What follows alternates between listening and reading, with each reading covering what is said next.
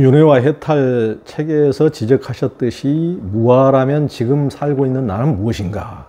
나가 없다면 누가 나를 죽여도 나를 죽였다고 할 수 없는 일이 아닌가? 내가 다른 사람을 죽여도 그 사람이 무아라면 실은 그 사람을 죽였다고 할 수 없지 않겠는가? 이제 윤회와 해탈에서 이런 딜레마를 이제 말씀하시는데, 이런 딜레마를 일반인들이 이제 가질 수 있지 않습니까? 맞습니다. 그러니까 무아라는 말을 잘못 해석하면 아무것도 없다는 이야기가 되는데, 우리는 여기서 업보는 있다는 이야기를 이제 생각해야 돼요. 업보는 있다. 그 말은 무엇이냐면, 내가 사람을 죽이기 전에는 나는 사람을 죽인 살인자가 아닌 거예요. 내가 사람을 죽이는 순간 나는 그 결과로서 뭐가 돼 있어요? 사람을 죽인 살인자가 된 거예요. 그런데 어째 업보가 없는 거예요? 공이기 때문에 업보가 가능한 겁니다.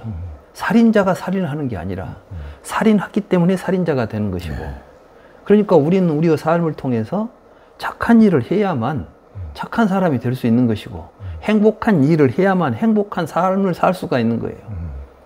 우리 모두 행복하게 살고 싶지 않습니까? 행복하게 살려면 착하게 사는 것이다. 답은 그거예요.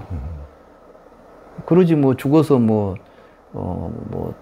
아무 것이 없다 이런 게 아니라, 업보 이론이야말로 진실로 삶의 주인공이 자기다는 사실을 가르쳐 주는 겁니다.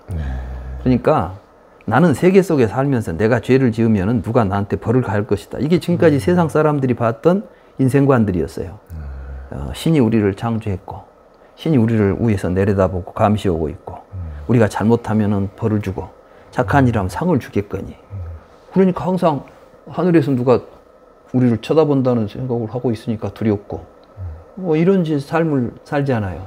붓다는 그런 존재는 없다. 그러니까 그러면 멋대로 살아도 되느냐? 아니다. 여기에는 또 다르마가 있다. 법칙이 있는 거예요. 어떤 법칙이? 내가 어떤 행동을 하게 되면 그 행동의 결과로서의 나의 모습이 계속해서 만들어지는 거야. 그러니까 우리는 업을 통해서 나와 세계를 만들고 있지, 내가 이미 만들어진 세계 속에 살고 있지 않아요. 그러니까 업보는 있다, 작자는 없다, 이 말은 아무렇게나 살아도 된다는 것이 아니라, 그야말로 우리의 삶에 있어서 가장 중요한 것은 지금 여기에서 내가 하고 있는 내 생각과 행동이다. 이것이 너를 만들고 세계를 만드는 가장 중요한 일이다. 누가 너에게 시켜서가 아니라 네 스스로 너의 삶을 만들어 가야 되는 너 삶의 주인공이다. 어마어마한 해탈법문인 거예요. 불교의 해탈은 바로 그러한 무아의 자각에서 일어나는 것입니다.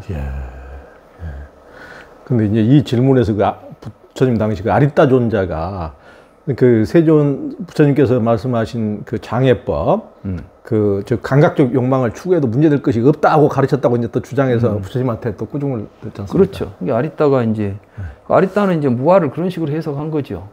내가 없으면 내가 뭐 잘못해봐야 벌 받을 나도 없을 텐데, 이런 식으로 이제 하니까 이제 부처님께서 참 답답한.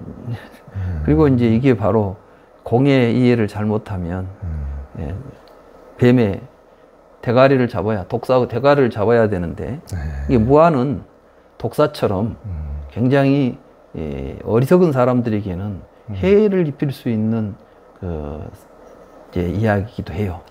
그러니까 어리석은 아리따 같은 사람은 그냥 무아 그러니까 그러면 뭐 아무렇게나 살아도 되겠네, 이런 식의 이야기를 한 거죠.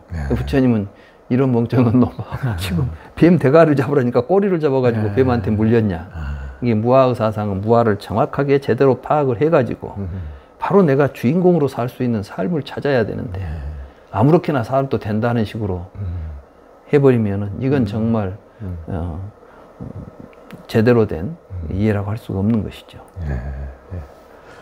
그 이제 와차라는 비구가 부처님한테 마음이 해탈한 비구는 어디에 가서 태어납니까? 라고 물으니까 부처님께서 가서 태어난다는 말은 적합하지 않다, 이렇게 대답하시고, 또 와차 비구가 그럼 가서 태어나지 않습니까? 라고 여쭤보니까 부처님께서 가서 태어나지 않는다는 말도 적합하지 않다, 이렇게 이제 답을 하시니까 와차가 저에게 있었던 기존의 신뢰마저 다 사라졌다고 이렇게 이제 얘기를 하는데요.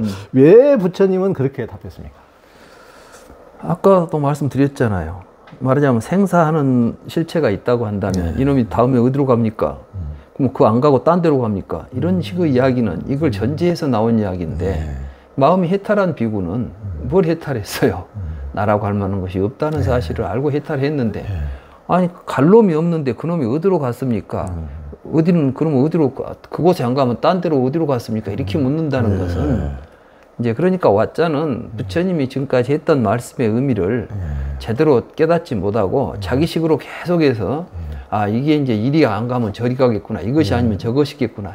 말하자면 우리는 항상 우리의 사유가 실체 중심으로 사유하면은 모순에 빠져가지고 이것 아니면 저것이다는 생각을 합니다.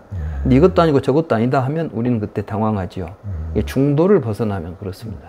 그때 당시 이제 부처님께서 불의 비유를 해주셨지 않습니까? 불 좀 말씀해 주죠. 그렇죠. 이게 이제 불이라는 것은 불 자체가 실체가 있는 게 아니라 지금 여기서 인연에 의해서 지금 타고 있는 현상이에요. 말하자면 동사지 명사가 아니라고. 근데 우리는 어디로 갔냐고 하려면 명사적인 구조를 가진 게 있어가지고 가야 돼요. 근데 여기는 지금 인연이 다 해서 꺼져버렸어. 근데 이제 꺼져버린 불이 어디로 갔습니까? 이렇게 묻는다는 것은 지금 우리도 그래서 부처님이 이제 말씀하시는 것은 우리는 36.5도로 타고 있는 불꽃 같은 존재 아니냐.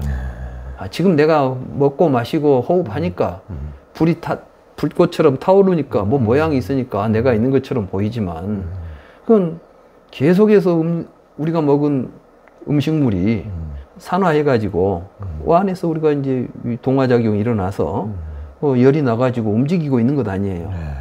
근데 죽은 뒤 어디로 갔다니? 촛불이 꺼졌는데 꺼진 촛불이 어디 갔습니까? 이렇게 묻는 거나 마찬가지다. 그러니까 윤회한다는 사람들이 죽은 뒤 어디로 갔냐고 묻는 것은 그 마치 이 실상을 모르기 때문에 하는 어리석은 질문이다. 이런 이야기죠.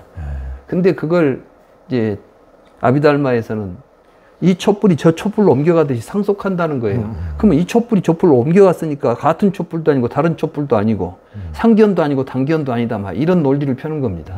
얼마나 이 유치한 비유예요.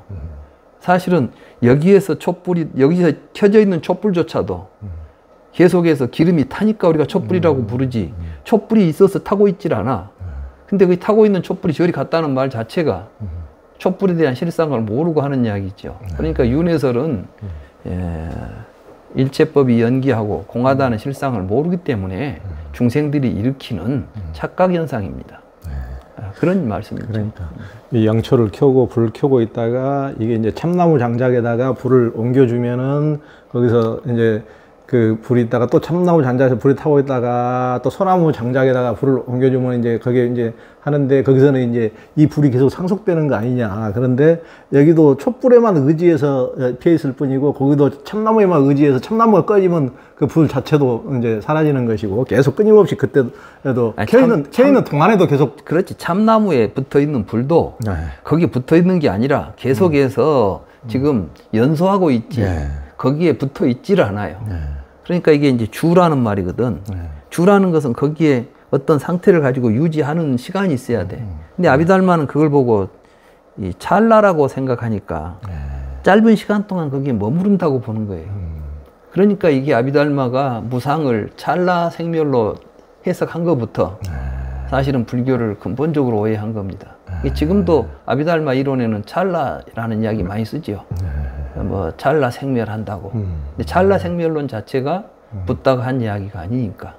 무상하다는 것을 아비달마가 잘못 해석한 개념들입니다.